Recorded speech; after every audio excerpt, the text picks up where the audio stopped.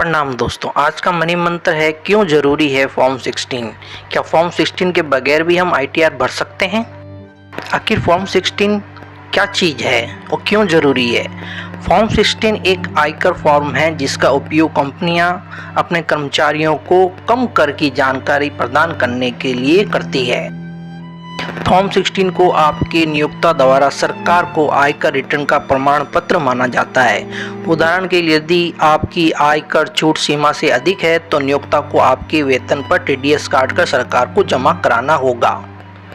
यदि आपकी वेतन आयकर छूट सीमा से कम है तो उस स्थिति में नियोक्ता कोई TDS नहीं काटेगा।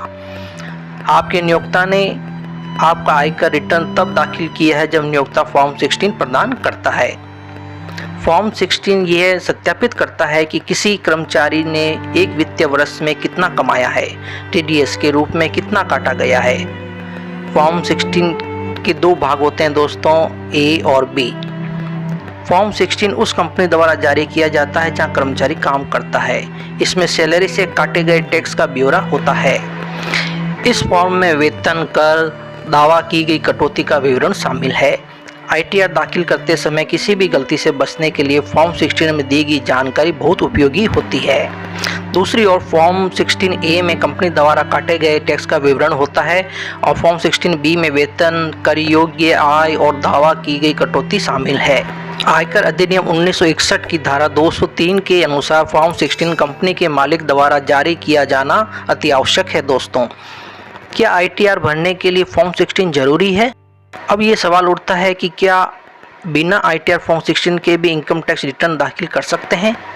अगर आपके नियोक्ता ने फॉर्म 16 जारी नहीं किया है या आप इसे समय पर जमा कराना भूल गए हैं तो आप बिना फॉर्म 16 के भी ITR भर सकते हैं। दोस्तों, आयकर अधिनियम के अनुसार यह एक अनिवार्य दस्तावेज नहीं है। मित्रों, अगर आपके पास इनकम टैक्स भरने के लिए फॉर्म 16 नहीं है तो आप डिपार्टमेंट की साइट पर जाके फॉर्म 26 AS, AIS या TIS सर्टिफिकेट भी ले सकते हैं और अपने इनकम की गणना कर सकते हैं।